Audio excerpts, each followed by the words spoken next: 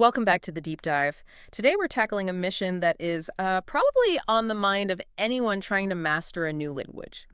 You want to get fluent in English, specifically your speaking skills, but you need a shortcut. We all want the shortcut, right? Totally. But not just any shortcut. You're looking for practical, actionable strategies, the 10 best tips that actually work, and this is the key part, that reduce the pressure. Yeah, that anxiety piece is so huge. It's everything. So we're diving into methods that maximize retention but don't feel like a high-stakes performance every single time. Right, and that's why for this deep dive, we're really moving past the basic grammar stuff that everyone already knows. We're focusing on application. On the doing. Exactly. The material we've pulled together is, it's the full roadmap. It blends some really structured, intense programs with these simple solo activities you can do anytime, anywhere. And the common thread seems to be forcing production. Right, forcing you to actually speak, even if it's just to yourself. That's the secret sauce. Turning passive knowledge into active spoken language. It's about building muscle memory. I like that. Muscle memory. It's not just a brain thing. Not at all. And that's actually where we're going to start. The knowledge it hits a wall if you aren't training the physical parts, your mouth, your tongue. Okay, let's unpack this then. We're starting with the idea that speaking is a physical skill, almost like a sport. Precisely. You have to train the instrument. So your tongue might just not be physically capable of making some English sounds yet. We have to start there. All right, let's jump right in. Tip number 1 is practicing individual sounds with tongue twisters. Great. And I gotta be honest, this feels a little remedial, like something we did in first grade. It does on the surface, doesn't Right. it? But the source material is incredibly passionate about them. They're called An Amazing Way to Improve Pronunciation for Adults. Seriously. An amazing way. Okay, so unpack that for me. Why are these so important for a serious adult learner? Well, it comes back to what you just said about it being a physical skill. It's because they address a physiological need. A physiological need. Yeah, when you're learning a new language, you are literally asking your mouth muscles to do things they have never done before. It's like tongue gymnastics. Tongue gymnastics. I love that. And tongue twisters are a really concentrated form of that. They isolate a specific sound of foam that's giving you trouble, and they make you drill it over and over and over. So it's like physical therapy for your mouth? That is the perfect analogy. You're trying to build new muscle memory through high repetition, high-speed practice. Right. You have to break the old habits your mouth has from your native language. And these old habits they're really baked in, aren't they? Oh, completely. The source material brings up a really powerful example of this. Yeah. It's the challenge that many non-native speakers have with short versus long vowel sounds in English. Okay. So think about the short I sound, like in the word sit, Sit. Okay. versus the long E sound, like in sheet. Cheat. Right. I can hear the difference. You can, but if you're, say, a native Spanish speaker, your language has a much simpler vowel system. You might only have one sound that's kind of in the middle. So your brain just defaults to what it knows. And your mouth follows. So trying to switch between sit and seat and even set it's a huge hurdle. A monumental one, both cognitively and physically. Your tongue literally isn't trained to make that tiny little adjustment in height and tension to produce the correct sound. So a tongue twister can target that specific weakness. That's the whole point. Yeah. So the one that's recommended in the sources is designed specifically for that EI versus E problem. Okay, let's hear it. It's, I slit a sheet I slit. Upon a slitted sheet I sit. Wow. Okay, yeah. You can't say that without really focusing on the difference between slit and sheet. Exactly. It pits them against each other. The idea is you start slow, really focusing on getting the sounds right, and then you gradually speed up. And the speed is what reveals the weakness, I guess. The faster you go, the more you'll slip back into your old habits. And that's where the learning happens. You identify the failure point. Wow. And I do appreciate that the source material points out, with a bit of a wink, how important this is. Oh. Yeah, there's a humorous warning about, how mispronouncing that one little vowel sound can turn a perfectly normal sentence into something pretty offensive. Right. The stakes are surprisingly high for one little sound. They really are. So the big takeaway here is you have to treat it like you're going to the gym. Identify your specific problem sounds, find twisters that target them, and drill them every day. That idea of daily output, daily practice, it's a perfect lead-in to our next tip. Tip number 10, reading aloud for daily practice. This one is so simple, but so powerful. It seems almost too easy. You're just turning your normal reading time into speaking time. But think about what's happening in your brain. When you read silently, it's just an input exercise. You're just decoding symbols. The second you start reading aloud, it becomes an output exercise. You're decoding, processing the meaning, planning the vocalization, controlling your breath, and then finally actually producing the sounds with the right rhythm and stress. It's a full-body workout for your language skills. It really is. It bridges that huge gap between knowing a word when you see it and being able to actually say it correctly in a sentence. But I could see a problem here. I mean, if you love reading to relax, reading an entire novel out loud might just feel like work. It could ruin the whole experience. And that's a totally valid point. The sources acknowledge that. Yeah. So the recommendation is to be flexible. If a whole book is too much, don't do a whole book. So what's the alternative? Commit to reading one article aloud every day. Just one. Find a news story, a blog post, something you're interested in that's, maybe 500 to 1,000 words. And the daily habit is more important than the length. Way more important. Consistency is everything. Yeah. Because doing it daily does a couple of things. It trains what's called your eye voice span. Eye voice span. Yeah, it's how far your eyes can read ahead while your voice is still speaking the words you saw a few seconds ago. A wider span means smoother, more natural-sounding reading. Ah, so you're not reading word by word. Exactly. But even more importantly, it builds your active vocabulary. Yeah. By saying the words out loud, in context, every single day, you're moving them from your passive memory. Where you'd recognize them if you heard them. Right, into your active speaking vocabulary, where you can just pull them out and use them in a conversation without thinking. It's a daily rehearsal for real life. Okay, so we have the micro practice of tongue twisters and the macro practice of reading aloud. Let's move to something a bit more fun. Yes. Tip 3. Singing along to English songs. This is a big one, because music is such an amazing tool for learning the rhythm and the soul of a language. The prosody, I think, is the technical term. Prosody, exactly. English is a stress-timed language. We don't give equal weight to every syllable. Some are long and stressed, and others are kind of swallowed. Like, we don't say, I want to go to the store. We say, I want to go to the store. Perfect example. And music naturally forces you to adopt that rhythm. You can't sing a song without stressing the right syllables. It makes the practice feel like fun, not like work. Plus, you're getting exposed to tons of slang, idioms, all the stuff that's usually left out of textbooks. A huge amount. Yeah. But this is where the deep dive got, for me, really interesting. There's a big warning that comes with this tip. A warning about singing. Yeah. It's about accents. If you are trying to practice a specific accent, you have to be really, really careful about which artists you sing along to. How so? Well, the sources point out that a lot of British pop stars, they actually sing with a slight American accent. Wait, really? Like who? They mention One Direction as a classic example, or even Ed Sheeran a lot of the time. When they sing, their vowels shift to be more like a standard American pop vocal.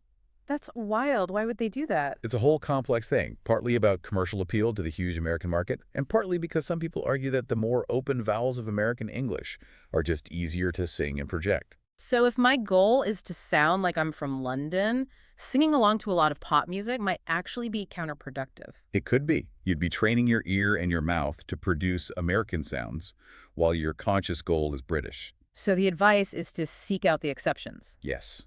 Find the artists who intentionally keep their native accent when they sing. The main example given is Lily Allen.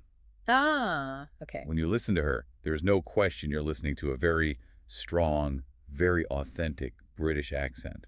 She becomes a much better model if that's the accent you're aiming for. So it's not just about the song, it's about the singer. And I imagine it's also not just about the sound, but the words themselves. Oh, absolutely. You can't just mindlessly sing along. The sources are very clear on this. Yeah. You must look up the lyrics. Why is that so critical? 2 big reasons. First, grammar. Songwriters use bad grammar all the time for the sake of a rhyme or a rhythm. If you don't know its poetic license, you might internalize a mistake. Right, you'd be practicing the wrong thing. And second, meaning you need to know what you're actually singing about. Is that phrase you just sang a common idiom? Is it brand new slang? Or is it just nonsense the writer made up? Checking the lyrics turns it from a fun activity into a real, deep learning exercise. Okay, so we've trained our mouths, we've practiced our flow, we've absorbed rhythm through music. Now we need to get more input, but in, let's say, less conventional ways. Yes, moving from self-production to real-world observation. And this brings us to a tip that the source material itself calls controversial. It definitely is. Tip 4, eavesdropping on natives. Yeah, that word eavesdropping, it has some negative connotations for sure. It sounds a little creepy, to be honest. It does. But the way it's framed is as a low-risk, high-reward strategy. It's for that learner who is, terrified of actually starting a conversation, or for someone who just doesn't know any native speakers. So it's a stepping stone before you talk to people. It's a crucial intermediate step. But here's my question, and I want to push back on this a bit. If you're only listening, aren't you just reinforcing being passive? Aren't you missing the whole point, which is to produce language? That's a great question. It feels like it could be a crutch. It could be. But the argument is that it's not practice for production. It's practice for comprehension in the wild. Comprehension in the wild. I like that. Think about it. A textbook gives you a clean, slow, perfectly pronounced dialogue. Real life gives you two people talking over each other at a noisy cafe, using slang you've never heard. Okay, so this people listening, as they call it, is about exposure to the chaos of real speech. Exactly that. You sit in a public place, you nurse a coffee, and you just listen. Yeah. You're not just hunting for vocabulary. You're absorbing the rhythm, the interruptions, the filler words, the ums and ahs. All the stuff that makes speech sound real. All the stuff that is edited out of learning materials. And the best part is, there is zero pressure on you. You don't have to understand everything. You don't have to reply. And if you hear a phrase you don't get, You can just discreetly pull out your phone and look it up right there in the moment while the context is still fresh. It's like being a linguistic anthropologist, a spy, a linguistic spy.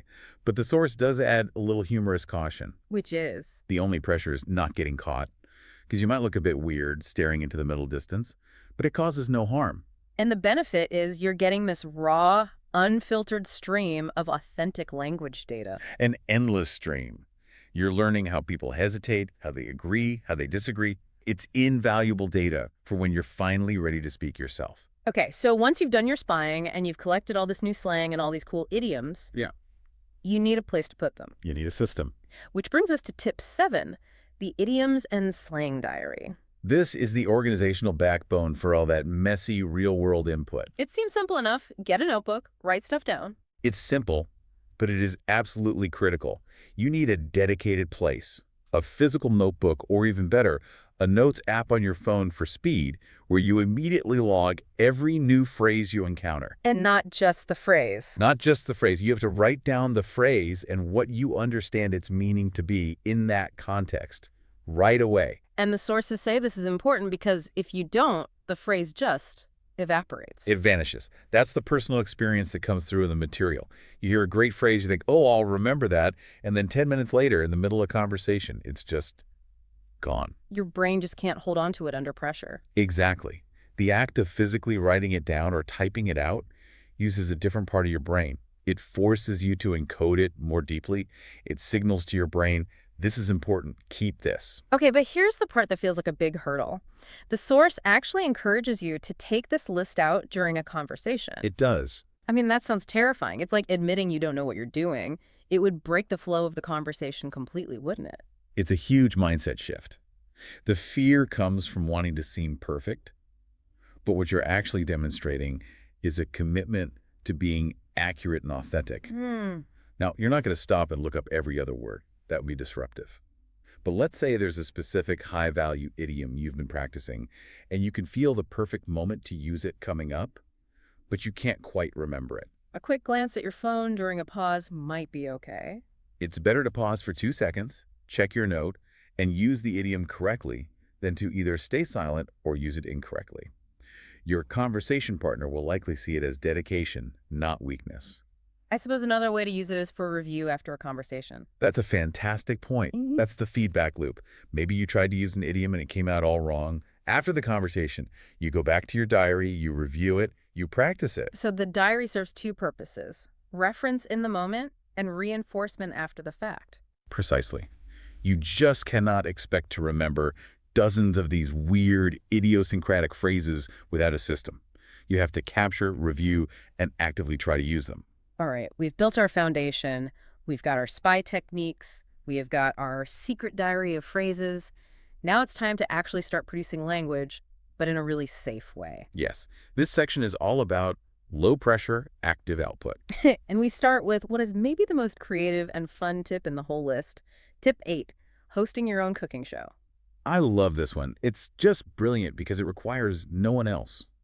The source suggests you take a routine task, like cooking or cleaning, or even building some IKEA furniture. Oh, that would be an interesting show. An R-rated show, Yeah. probably. And you just narrate what you're doing as if you're the host of a TV show. And now we're going to attempt to find Screw B72. Exactly. But the genius of it, the reason it's such a powerful learning tool, is the grammar it naturally forces you to use. Ah, okay. What are we talking about here? The present continuous tense, or present progressive. You are almost forced to use it correctly over and over again. Because you're describing what you're doing right now. Precisely. I am chopping the onions, I am adding the salt, I am waiting for the water to boil.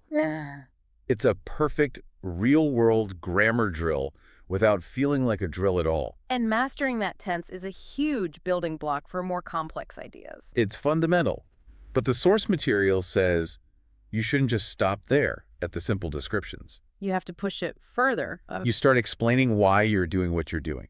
You move from description to justification. Okay, give me an example. So instead of just, I am adding the basil, you'd say, I'm adding the basil now at the end because I want to keep its fresh flavor. Ah, so you're adding words like because and so that and in order to. Yes. You're creating complex sentences. You're moving from just narrating actions to explaining your thought process. I'm just adding a pinch of this because it adds an element of flavor. It's a massive leap in sophistication. And you're doing it all in a completely safe space where no one can judge you if you make a mistake. Your only audience is maybe your cat. And then there's the optional advanced level. Let me guess. Recording yourself. You got it. The source admits this might be too far for some people. It can be cringy to listen to your own voice. It really can. But if you can get over that, it's an incredible tool. You become your own coach. You can hear the sounds you're mispronouncing. You can notice where you hesitate. It closes that feedback loop instantly. Okay, so from talking to yourself in the kitchen, we move to talking to other people, but still keeping that pressure low. Right. Tip 5. WhatsApp audio notes for conversation practice. This is called a really, really good tip in the material, especially for nervous speakers. Because it's not live. Exactly. It's asynchronous communication. A phone call is live. It's high pressure. You have to respond instantly. An awkward silence feels like an eternity. I hate awkward silences. Everyone does. Voice notes take all of that away. You can practice with another learner or native speaker, and the pressure is just gone. And the key feature here is the delete button. The delete button is your best friend. You record a message. You listen back. You don't like how you said something. You stuttered. Whatever. You just delete it and do it again. So you're only ever sending your best take. That must be a huge confidence booster. Monumental. Yeah. You are training yourself to think, structure your sentence, and then speak, not just react. Yeah. And for the person receiving the message, it's also low pressure. How so? They can listen to it as many times as they need to. If you spoke too fast or have an accent they're not used to, they can just hit replay. In a live call, if you miss something, it's gone. And then there's the long-term benefit, which I think is really clever. The archive. Yes. When you're done with the conversation, you have this perfect record of the entire exchange. A lovely database, as the source calls it. It's your own personalized learning material. You can go back a week later and listen to how your partner used a certain phrase or listen to your own pronunciation and see if it's improved. It's active practice that automatically creates its own study guide. It's brilliant. And that system, that back and forth of voice notes, it sets up the perfect format for the next tip. Tip 6, creating a debate club. This is where we take the low-stakes conversation and add a bit of structure and critical thinking. Because debating is a skill, a hard one. Very hard one. Very few people are natural debaters in a second language. You have to practice the language of arguing, of persuasion, of disagreeing politely. So the idea is to use a platform we're already familiar with, like a WhatsApp group or a Facebook group. Right. You get a small group of learners together and you pick a new topic every day, maybe something a little controversial to get people talking. But to stop it from just becoming a chaotic mess, you need rules. Order is essential. The source stresses an orderly fashion. Everyone gets a chance to speak. And the key is to set time limits on the voice notes. Ah, that's smart. Yeah, you could say, okay, for a main point, your voice note can be a maximum of 30 seconds. For a quick reply or agreement, 15 seconds. I love that because a 30-second limit forces you to be concise. It forces you to get straight to the point. You can't ramble. You have to use efficient, powerful language. You have to use those transitional phrases, like on the one hand, or I see your point, however. Exactly. All the phrases that are the building blocks of sophisticated formal English, you're drilling persuasive language in a practical way. Now, since this does involve meeting and interacting with people online, we should probably mention the safety warning that's included. Yes, absolutely. It's standard, but critical. If you're forming a group with people you don't know, you have to be very, very careful and keep everything private and don't let anyone know where you live. Common sense, but it has to be said. It does. But as long as you're safe. This kind of asynchronous debate is an incredible way to sharpen your speaking skills. Okay, so we have covered a whole range of solo practices and low-pressure group activities. Now we're going to flip the script completely. To the other end of the spectrum. The high-intensity, high-commitment strategy. This is tip 2, lessons with natives, and specifically the language marathon structure. Right. This is a deep dive into a specific model, using the Lingoda language marathon as the case study.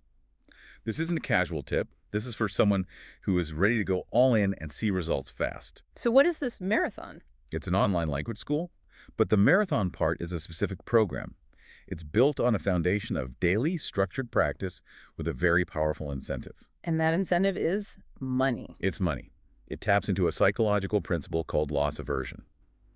Basically, we hate losing something we already have more than we enjoy gaining something new. So how does that work here?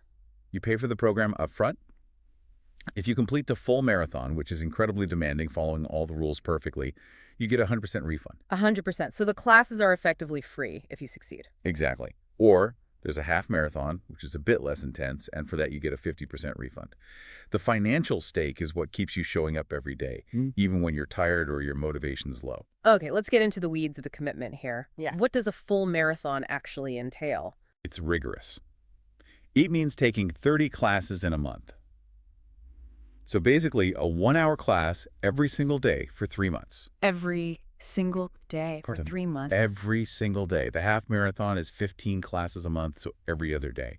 Still a major commitment. And you can't just like cram 5 classes into a Saturday to catch up. No, and that's a key pedagogical rule. You can only take 1 class per day. This forces consistency over cramming. It's much better for long-term attention to have that daily exposure. It prevents burnout, but it also demands a level of discipline that is, well, it's really high. It's extremely high. And the rules for getting that refund are, as the source says, unforgiving. What kind of rules are we talking about? You have to show up on time for every single class you book. You have to participate actively. If you miss a class, if you're late, if you just forget to book one, you are immediately disqualified from the refund. Wow. One mistake and the financial incentive is gone. Gone. You can still finish the course, but you're not getting your money back. It's a very, very high-stakes accountability system. So previous graduates of this thing must have some advice. They have one main piece of advice. Read the terms and conditions. Ah, of course. No, but seriously. They say the key to getting the refund is to know the rules inside and out. The booking window, the cancellation policy. Success is as much about logistical discipline as it is about learning English. And what are the classes themselves like? They're small group classes taught by native speakers. And that group setting is actually a huge benefit. Why is that better than one-on-one? Because it's more like real life. You have to listen to different accents from the other students. You have to learn when to jump into a conversation, how to interrupt politely. It's messy, just like real communication. And that daily cycle of input and output is what makes the progress so fast. But this intensity, it's not for everyone, is it? I can see this causing a lot of stress for some people. That's a critical point. This model is perfect for someone who needs that external structure and that financial pressure to stay motivated. But if you're already stressed, or your schedule's unpredictable, the pressure to be perfect could easily lead to burnout and failure. So you really need to know what kind of learner you are before you sign up for something like this. You have to be honest with yourself. Are you motivated by the reward of fluency, or are you motivated by the fear of losing your money?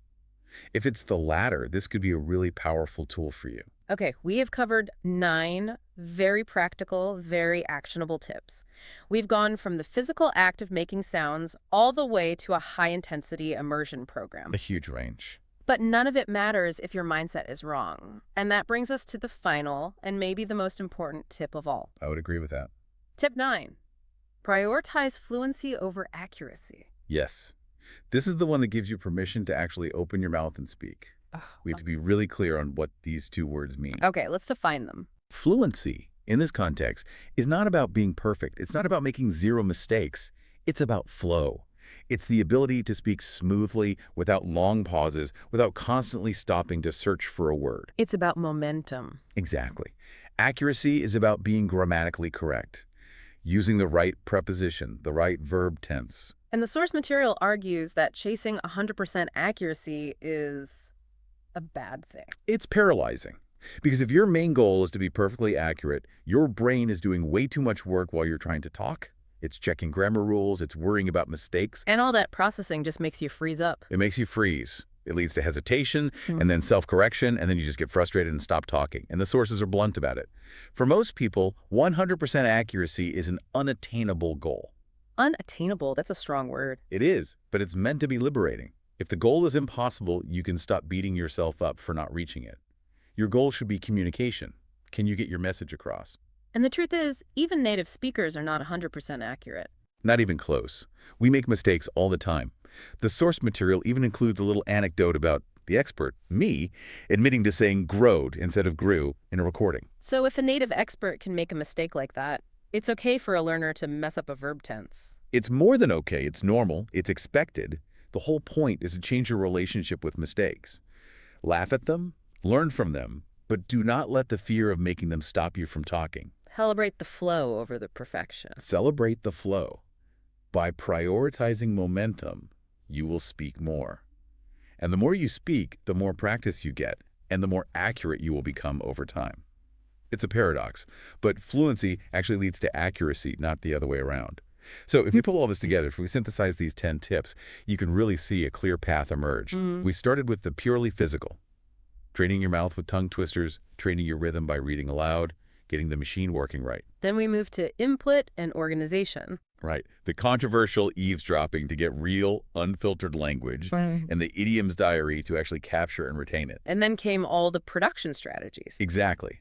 The safe solo practice of the cooking show, the low-pressure collaboration with WhatsApp notes and debate clubs, and finally, the all-in, high-intensity option of the language marathon. So when you lay it all out like that, what does it all mean? The big takeaway seems to be that fluency isn't something you achieve in a classroom once a week. Not at all. It's something you build piece by piece by weaving practice into your actual life, turning chores into monologues, your commute into a singing session, your chats with friends into structured practice. It's about seizing all the small moments. The common thread through almost all these tips is consistent, low-stakes output. Just speak as much as you can whenever you can. And that idea of immediate, manageable output is a great place for us to leave things. Yeah, so let's leave you with a final provocative thought. A challenge, really. We've talked about these low-pressure solo tips, like the cooking show and reading aloud. They're easy to start. So here's the experiment. What if you committed, for just 1 week, to doing 15 minutes of the cooking show monologue every single morning? Just 15 minutes while you make your coffee or breakfast. Exactly. Focusing on that present continuous tense and explaining why you're doing things. And then every evening, just 15 minutes of reading a news article aloud, focusing only on your pace and your rhythm. So 30 minutes a day total. 30 minutes a day of focused solo output. How much bigger, how much stronger, and how much more accessible would that database of spoken English in your head be after just 7 days? That's a powerful question. The only way to find out is to try it. Start today.